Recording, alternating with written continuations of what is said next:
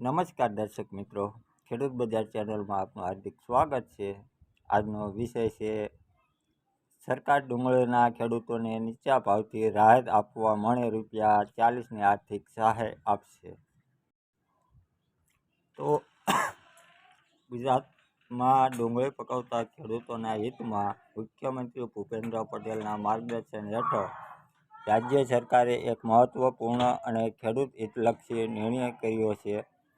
બજારમાં ડુંગળીના ભાવ ઓછા હોવાથી ડુંગળી પકવતા ખેડૂતોને આર્થિક સહાય પૂરી પાડવા રાજ્ય સરકાર દ્વારા આવા ખેડૂતોને ₹200 પ્રતિ ક્વિન્ટલની સહાય ₹50,000ની મર્યાદામાં પૂરી પાડવામાં આવશે।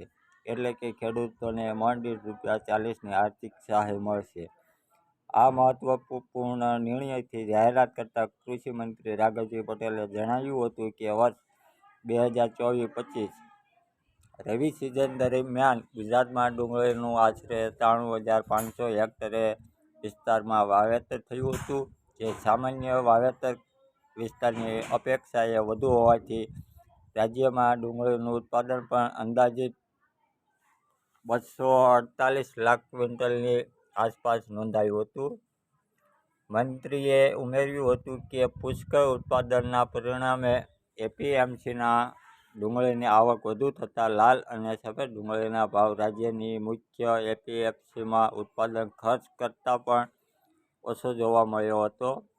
આવા સમયે રાજ્યમાં ખેડૂતોને સહાયરૂપ થવા મોટું ભારત સરકારની માર્કેટ ઇન્ટરવેન્શન સ્કીમ હેઠળ પ્રાઇસ ડેફિશિયન્સી પેમેન્ટ યોજના અંતર્ગત આર્થિક સહાય આપવામાં આવશે।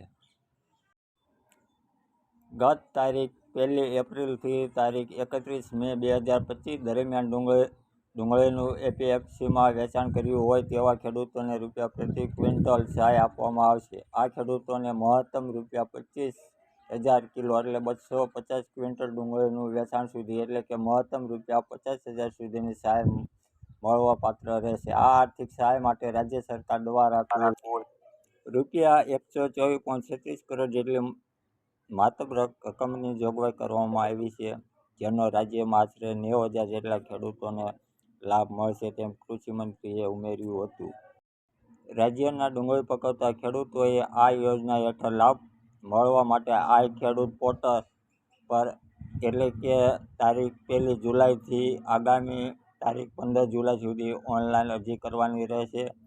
ખેડૂતોને સહાયરૂપ થવા માટેની આ યોજનાનો અમલ કૃષિ વિભાગ હેઠળ બાગાયત નિયામકની કચેરી દ્વારા કરવામાં આવશે તેનું પણ મંત્રીએ જણાવ્યું હતું। તો આ હતા ખેડૂત માટેના ખુશખબર। વિડીયો ગમે તો લાઈક, શેર અને સબસ્ક્રાઈબ કરી દેજો।